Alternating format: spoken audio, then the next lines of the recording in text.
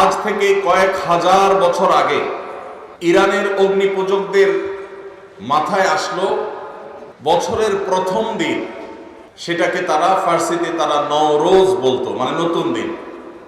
এই নওরোজ বা নাইরোজ, এই বছরের প্রথম দিনকে অগ্নিপূজকেরা, প্রকৃতি পূজারীরা, প্যাগানরা তারা বিশেষভাবে পুজো অর্চনা এবং উৎসব হৈহুল্লোড় করে কাটাতো।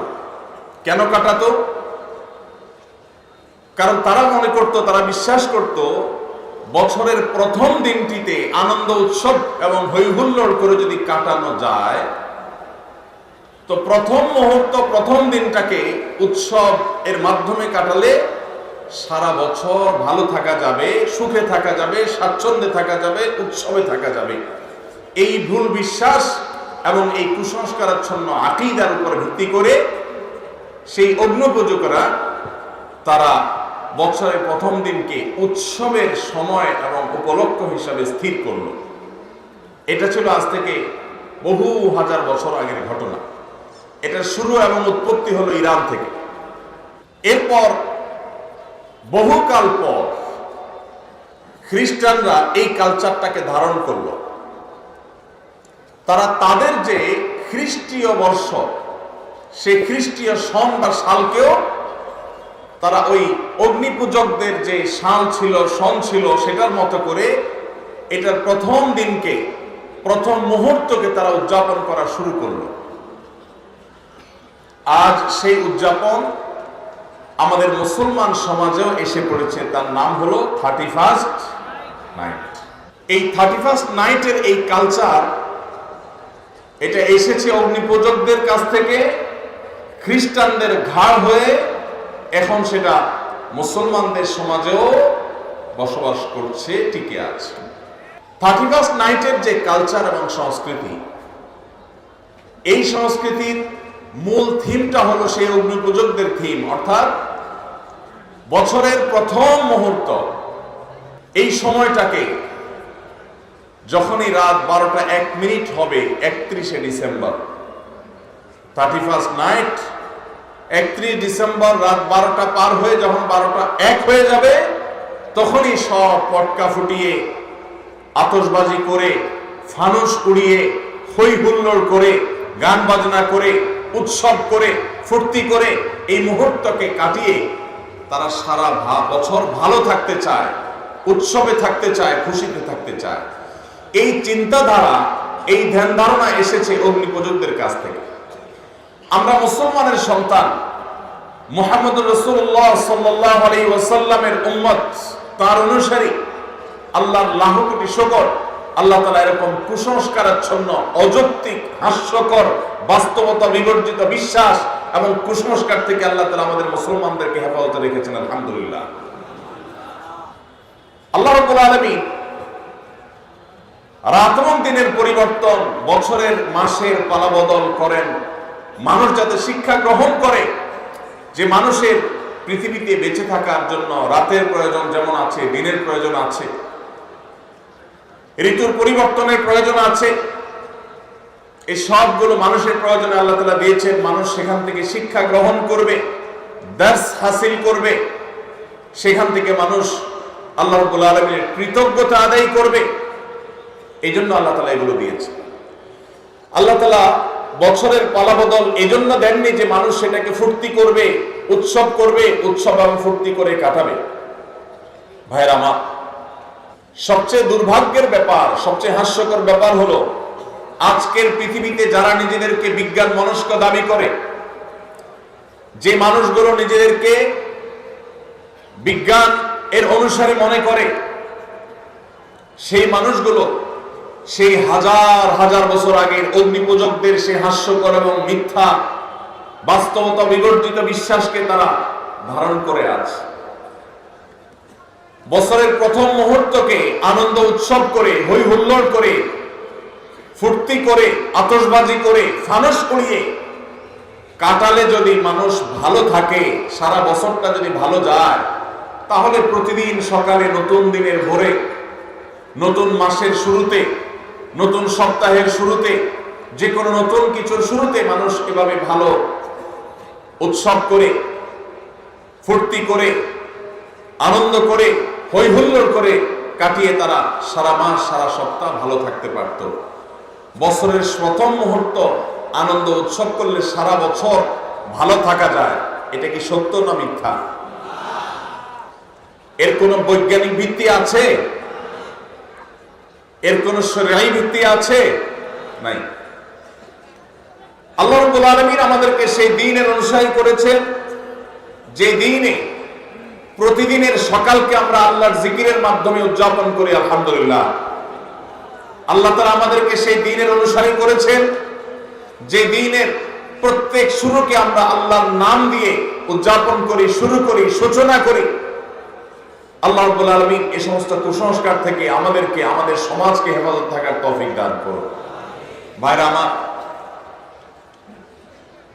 যার আগমন আনন্দের কারণ হয়, যার আগমন আনন্দের কারণ হয়, তার বিদায় বেদনার কারণ হয়। ঠিক না বেঠিক?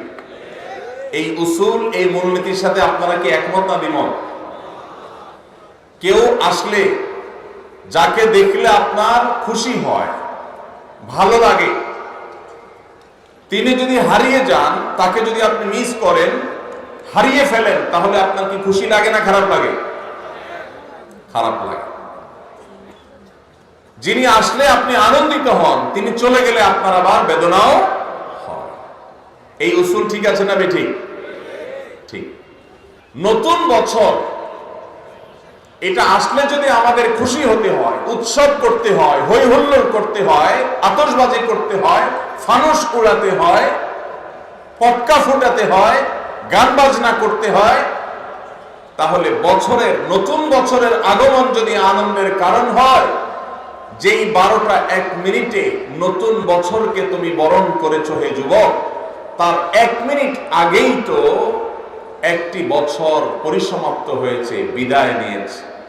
বছরের আগমন যদি তোমার আনন্দের কারণ হয়, তাহলে বছরের বিদায় কেন তোমার বেদনার কারণ হয়নি?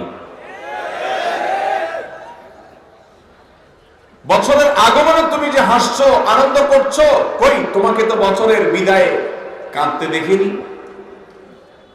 তোমার এই ইলজিক্যাল, তোমার এই অযৌক্তিক, তোমাদের এই হাস্যকর বাস্তবতা বিবর্জিত এই চেতনা, এই বিশ্বাস, এই কালচার, এই সংস্কৃতি, এটা এই মাটির নয়, এই মাটির মানুষের নয়। এখানকার মানুষের কালচার এবং সংস্কৃতির সাথে এই 31st নাইটের কোন চুল পরিমাণ সম্পর্ক। কিন্তু দুর্ভাগ্যের বিষয়, গত কয়েক বছর, বেশ কয়েক বছর ধরে আমাদের দেশে এই 31st নাইটের এই কালচারকে আমদানি করা হয়েছে, স্টাবলিশ করা হয়েছে, প্রতিষ্ঠিত করা হয়েছে, এটাকে নার্সিং করা হয়েছে, এটাকে পরিপালন করা হয়েছে, এটাকে নানাভাবে প্রচার করা হয়েছে, প্রচারণা করা হয়েছে, সমাজের রন্ধ্রে রন্ধ্রে এটাকে ছড়িয়ে দেওয়া হয়েছে।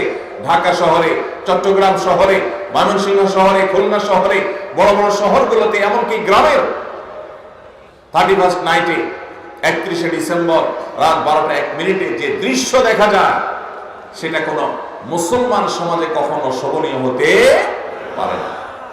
ভাইরা আমার, আমরা পলিটিক্যাল ফ্যাসিজমের কথা বলি, রাজনৈতিক ফ্যাসিস্টদের কথা বলি, আমরা কালচারাল ফ্যাসিস্টদের কথা বলি না। এদেশে এক শ্রেণীর পত্র পত্রিকা, এক শ্রেণীর মিডিয়া, এক শ্রেণীর তথাকথিত বুদ্ধিজীবী, তারা আমাদের দেশের মানুষের উপর ভিনদেশী কালচারকে আমদানি করে, সেটাকে প্রতিষ্ঠিত করে এত বেশি কোণঠাসা করে রেখেছে এদেশের ওলামায়ে কেরামকে, দিনদার মানুষদেরকে, যে সংখ্যায় এদেশে মুসলমানরা বেশি হলেও সংস্কৃতিতে মুসলমানরা এদেশে আজও সংখ্যালঘু হয়ে আছে। আমরা সংখ্যাতে অনেক বেশি হলেও আমাদের কালচারে, আমাদের সংস্কৃতিতে আমরা সংখ্যালঘুর মতো। আমাদের উপরে চাপিয়ে দেওয়া হচ্ছে ভিনদেশী সংস্কৃতি। এই 31st নাইটের এই কালচারকে নানাভাবে দেখবেন পত্রপত্রিকাতে, এক্সেলে, মিডিয়াতে এটাকে আমাদের সমাজে প্রতিষ্ঠিত করা হয়েছে এবং এখনো হচ্ছে। সময় এসেছে এই অনাচারের বিরুদ্ধে আমাদের তীব্র প্রতিবাদ গড়ে তোলা। বেশি দিন আগের কথা নয়, মাত্র 2 বছর আগে ঢাকার দুটি মর্মান্তিক ঘটনা আমাদের চোখের পানি এনে দিয়েছিল। তার একটি হলো মায়ের কোলে থাকা দুধের শিশু 31st নাইটের বিকট আওয়াজে, পটকার বিকট আওয়াজে, আতশবাজির বিকট আওয়াজে সে দুধের শিশু মারা গিয়েছিল। বিষয়টা আদালত পর্যন্ত গড়িয়েছিল, কিন্তু বিচারহীনতার এই দেশে ওই ঘটনার দায় কাউকে নিতে দেখা যায়নি, কাউকে কোনো দোষী সাব্যস্ত করতে দেখা যায়নি। ঠিক একই সাথে আরেকটি মর্মান্তিক ঘটনা ঘটেছিল, তা হলো একজন অসহায় নারী, তিনি তার সারা জীবনের সঞ্চয়কে একত্র করে ছোট্ট একটা প্লাস্টিকের কারখানা করে নিজ বাড়িতে প্লাস্টিকের আসবাবপত্র তৈরি করে ছাদের উপর সেগুলো মেলে রেখেছিলেন।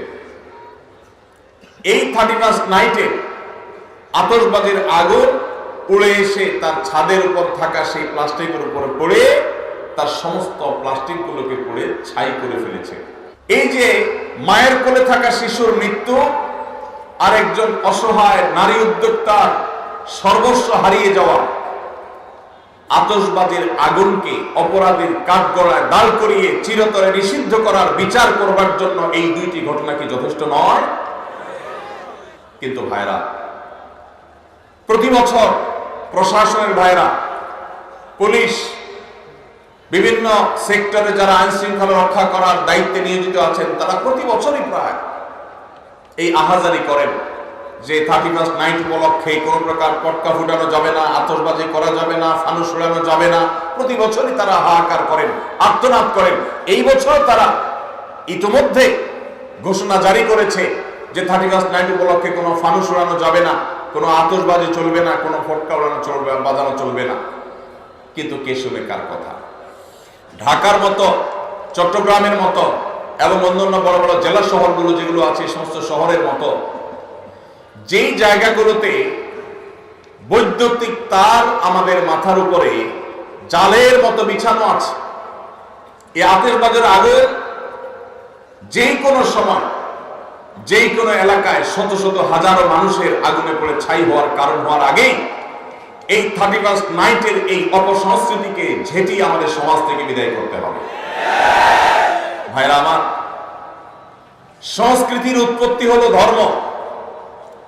সংস্কৃতি কখনো অঞ্চল ভিত্তিক হয়, ভাষা ভিত্তিক হয়, ধর্ম ভিত্তিক হয়।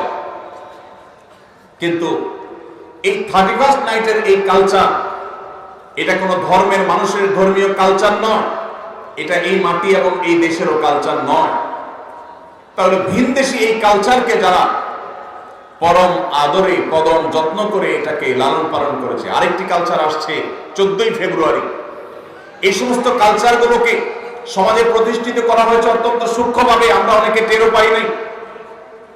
ভাইরা আমার, বিনোদনের নামে, নাটক সিনেমার নামে এই দেশে বিবাহ বহির্ভূত হারাম সম্পর্ক, যেটা এই দেশে আইনত অপরাধ, এদেশের মানুষের ধর্মীয় বিশ্বাসে যেটি অপরাধ, প্রচলিত আইনে যেটা অপরাধ, সেটাকে বৃদ্ধাঙ্গুলি দেখিয়ে প্রতিনিয়ত নাটক সিনেমাতে বিবাহ বহির্ভূত সম্পর্ককে নানাভাবে প্রমোট করা হয়েছে, এটাকে নানাভাবে প্রতিষ্ঠিত করা হয়েছে। বিষয়টা এখন কোন পর্যায়ে গেছে?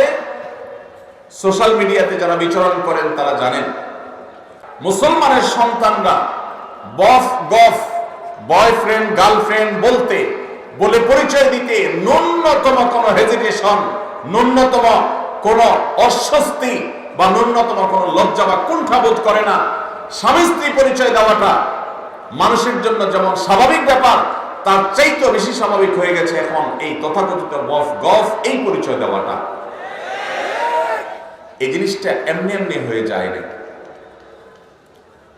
এই সমাজের শত্রুরা যারা কিছু হলে বিদেশে পাড়ি জমাবে, সরকারের ঊর্ধ্বতন কর্তৃপক্ষের সাথে বসা এক বৈঠকে বলেছিলাম, দেখেন ভাই, কিছু হলে অনেকে চলে যাবে ভারতে, অনেকে চলে যাবে আমেরিকা, আমরা হুজুররা এই দেশের মাটি ছেড়ে কোথাও যাব না ইনশাআল্লাহ। আপনারা কেউ ভারতে যাবেন, কেউ আমেরিকা যাবেন, কেউ ইংল্যান্ডে যাবেন, কেউ ইউরোপে যাবেন, আপনাদেরকে ওয়েলকাম গোটা পৃথিবী করবে, আমাদেরকে কেউই ওয়েলকাম করবে না। কেউ তো করবে না, এমনকি সৌদি বা মিডল ইস্টও আমাদেরকে ওয়েলকাম করবে না। আর ওয়েলকাম করুক বা না করুক, এই মাটি ছেড়ে এদেশের মুসলমানরা পৃথিবীর কোথাও, এই মাটিকে নষ্ট করতে আপনাদেরকে দেওয়া হবে না।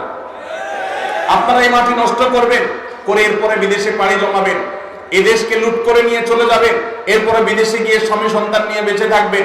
এটা আমরা মুসলমানরা ইনশাল্লাহ হতে দেব না। আমাদের এই সমাজকে নষ্ট করে, সেখানে যুবকদেরকে চরিত্রহীন করে, তাদের কাছে জেনা ব্যভিচারকে ডাল ভাত করে দেওয়ার জন্য এদেশের যে সমস্ত নাটক সিনেমাগুলো দায় আছে, বিবাহ বহির্ভূত সম্পর্কের কারণে যত বাবা মার অবাধ্যতার ঘটনা ঘটেছে, যত অসামাজিক কার্যকলাপ হয়েছে, যত ভ্রূণ হত্যা হয়েছে, যত গর্ভপাত, অবৈধ গর্ভপাতের ঘটনা ঘটেছে, যত আত্মহত্যার ঘটনা ঘটেছে, যত শিক্ষার্থীর শিক্ষা জীবন ধ্বংস হয়েছে, ক্যারিয়ার ধ্বংস হয়েছে, তার সবগুলোর জন্য এই দেশে এই বিবাহ বহির্ভূত সম্পর্ককে নাটক সিনেমার নামে, নোবেল উপন্যাসের নামে যারা প্রতিষ্ঠিত করেছে, তারা এই সমস্ত অপরাধগুলোর জন্য দায়ী এবং তাদের বিচার হওয়া উচিত।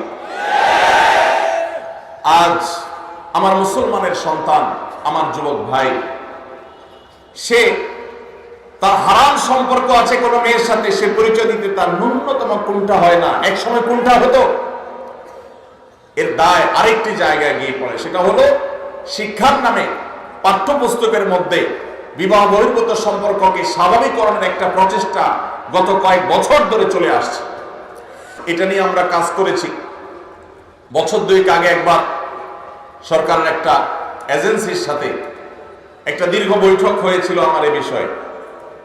সেখানে নোট নিয়ে গিয়েছিলাম, বলেছিলাম ভাই বলেন, মুসলমান তো বটে, এদেশের হিন্দু, এদেশের খ্রিস্টান, এদেশের বৌদ্ধ, এদেশের যে কোনো ধর্মের মানুষের অনুসারীরা তারা কি বিবাহ বহির্ভূত সম্পর্ককে অ্যাপ্রিসিয়েট করে কি করে না, এটার উত্তর আমাকে দেন। এদেশের সকল ধর্মের মানুষ বৈবাহিক উপায়ে তারা সংসার করতে, পারিবারিক ব্যবস্থাপনা গড়ে তুলতে তারা অভ্যস্ত। এই কালচারটাই হলো এই মাটির কালচার। এই মাটিতে বিদেশিদের বস্তা পচা সস্তা কালচার আমদানি করে আমার তরুণদের চরিত্রকে নষ্ট করবার অধিকার আপনাদেরকে কে দিয়েছে? দুর্ভাগ্যজনক হলেও সত্য, আজ পাঠ্যপুস্তকগুলোতে শিক্ষার নামে আমরা দেখেছি গত বহু বছর ধরে আমাদের তরুণ তরুণীদেরকে, আমাদের কিশোর কিশোরীদেরকে অবৈধ সম্পর্ক করবার জন্য তাদেরকে নানাভাবে প্ররোচনা দেওয়া হয়েছে, তাদেরকে নানাভাবে উৎসাহিত করা হয়েছে। নবম শ্রেণী জানার জন্য সপ্তম শ্রেণী বইয়ে এই গল্প পর্যন্ত ছিল যে কোন ছেলে স্কুলের কোন মেয়ের সাথে হারাম সম্পর্ক করলে বাবা মা যদি সেখানে বাধা দেয়, তাহলে সেক্ষেত্রে বাবা মার সে বাধা দেওয়া অন্যায়, এটা তাদের নৈতিক, এটা তাদের অধিকার, এটা তাদের চাওয়া। পশ্চিমাদের অনেক ভালো দিক আছে, তারা জ্ঞানে বিজ্ঞানে অবকাঠামোতে অনেক কিছুতে তারা আমাদের চেয়ে এগিয়ে আছে, কিন্তু পরিবার ব্যবস্থাপনায় তারা আমাদের থেকে কতটা পিছিয়ে আছে? জ্ঞানে বিজ্ঞানে অবকাঠামোতে, শিল্পে, উন্নতিতে তারা যদি আমাদের চাইতে 500 বছর এগিয়ে থাকে, পারিবারিক ব্যবস্থাপনায় আমরা তাদের চাইতে 1000 বছর এগিয়ে আছি আলহামদুলিল্লাহ। অতএব তাদের কাছ থেকে বস্তা পচা সস্তা কালচার আমদানি করে আমাদের দেশের এই কালচারকে ধ্বংস হতে দেওয়া যাবে। এজন্য 31st নাইটের এই কালচার, বিবাহ বহির্ভূত তথাকথিত প্রেম ভালোবাসা বা অবৈধ সম্পর্কের এই কালচার, এগুলোর বিরুদ্ধে যদি আমরা এখনই রুখে না দাঁড়াই, তাহলে ওই যে বয়ফ্রেন্ড গার্লফ্রেন্ড কালচারটা যেরকম স্বাভাবিক হয়ে যাচ্ছে, এটা যেরকম কোনো দোষের থাকছে না, এ ব্যাপারে যেরকম তরুণ তরুণীদের লাজ লজ্জা কুণ্ঠা সবকিছু উঠে যাচ্ছে, অস্বস্তি দূর হয়ে যাচ্ছে, স্বাভাবিক হয়ে যাচ্ছে, রাস্তাঘাটে জেনা ব্যভিচার হলে সেটাও একসময় স্বাভাবিক হয়ে যাবে, যদি এখন থেকে আমরা আমাদের উপর আরোপিত এই কালচারাল অ্যাটাক, সাংস্কৃতিক যুদ্ধের মোকাবেলা আমরা না করতে পারি। ভাইরা আমার, সেজন্য আপনারা যারা ওয়াজ মাহফিলে এসেছেন, আপনারা বেশিরভাগ মানুষ 31st নাইটের ফানুস উড়াবেন না আমি জানি, আপনারা বেশিরভাগ মানুষ 31st নাইট উদযাপন করবেন না আমি জানি। তারপরে আপনাদেরকে কথাগুলো বলার উদ্দেশ্য হলো সমাজের প্রত্যেকটা জায়গায় জায়গায়, মসজিদে মসজিদে এই অপসংস্কৃতি প্রতিরোধ কমিটি গড়ে তুলতে হবে। এবং উদ্যোগ নিতে হবে যে আমাদের তরুণদের কেউ যদি এই উচ্ছৃঙ্খল কাজ করতে যায়, কেউ যদি রাত 12টা 1 মিনিটে বিকট আওয়াজে আবারও কোনো মায়ের কোলে থাকা শিশুকে হত্যা করতে উদ্যত হয়, আবারও যদি কোনো অসহায় নারী উদ্যোক্তার সব পুড়িয়ে ছাই করে দিতে উদ্যত হয়, তাহলে তার সে কালো হাত থামিয়ে দিতে হবে, তাকে আইন শৃঙ্খলার কাছে সুপর্দ করতে হবে। ভাইরা আমার, এখানে আমার অনেক স্কুল কলেজের অনেক বন্ধুরা আছেন, অনেক তরুণরা আছেন। আপনাদের প্রতি আমার একান্ত অনুরোধ, আপনি একজন মুসলমান, আপনি একজন বাংলাদেশী।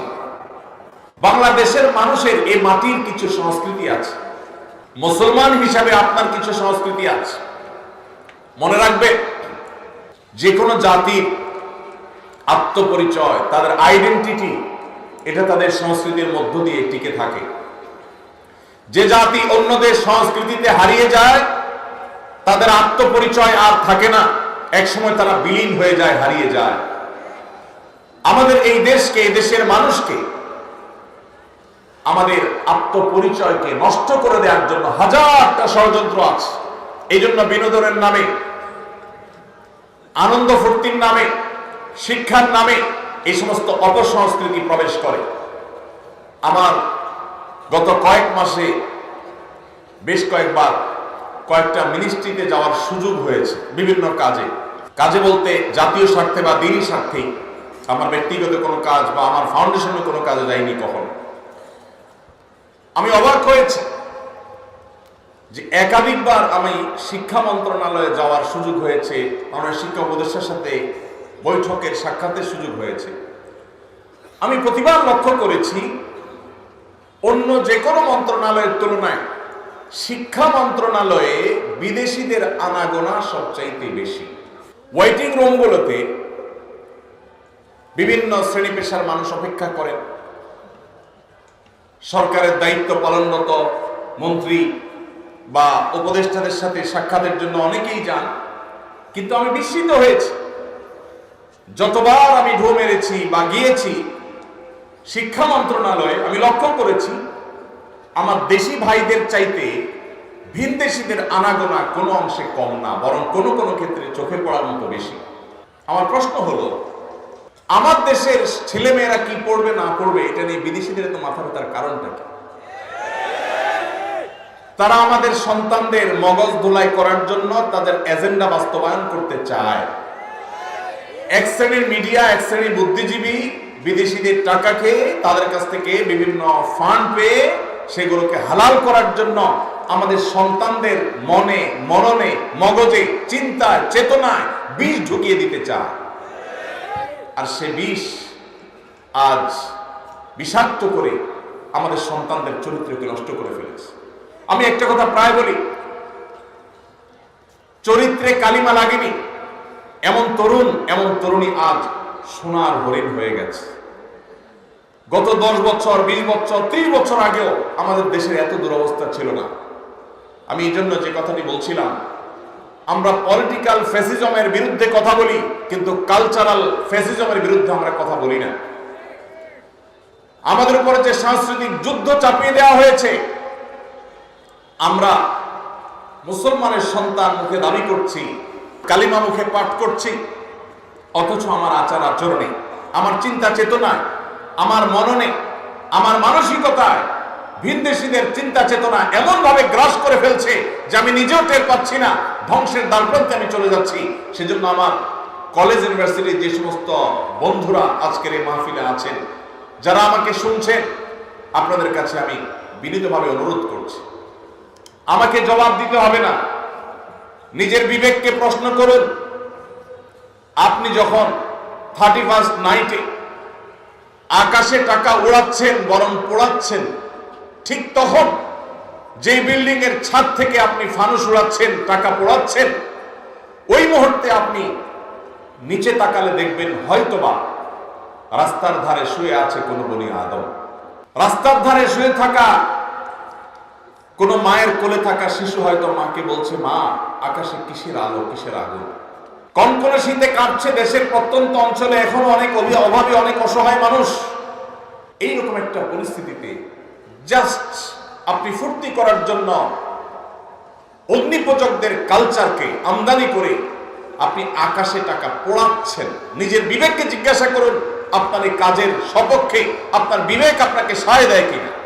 ভাইরা আমার, একজন ইমানদার তার জীবনের একটি বছর যখন পার হয়ে যায়, নতুন একটি বছর যখন আসে, এটা তার জন্য আনন্দের কারণ হয় না।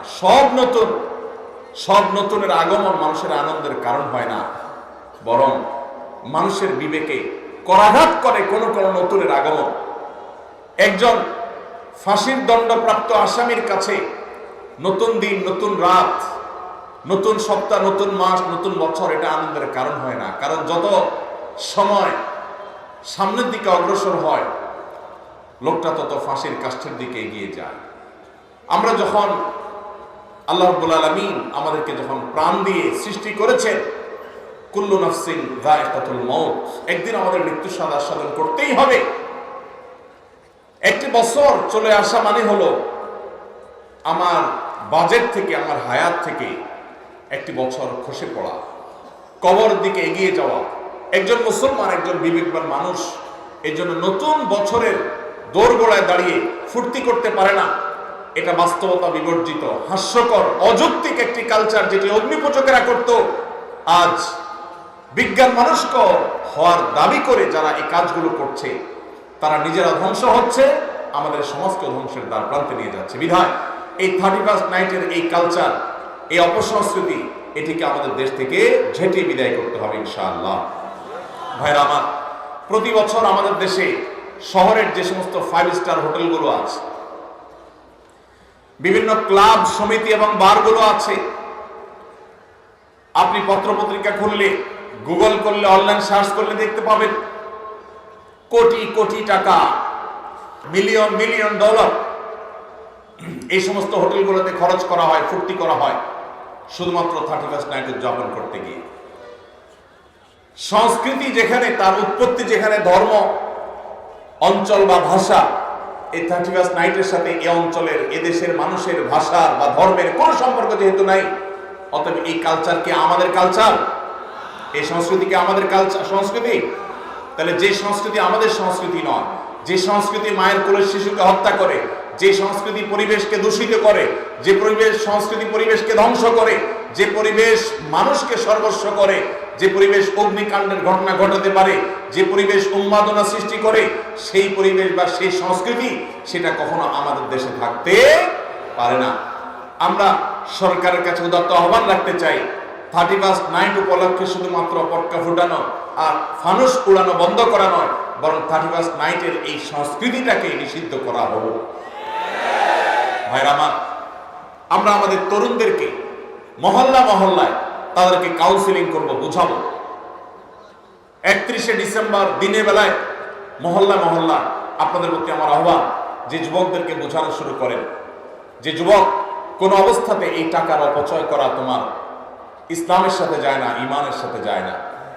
এই ভিনদেশী সংস্কৃতিকে তুমি কখনো আলিঙ্গন করতে পারো না।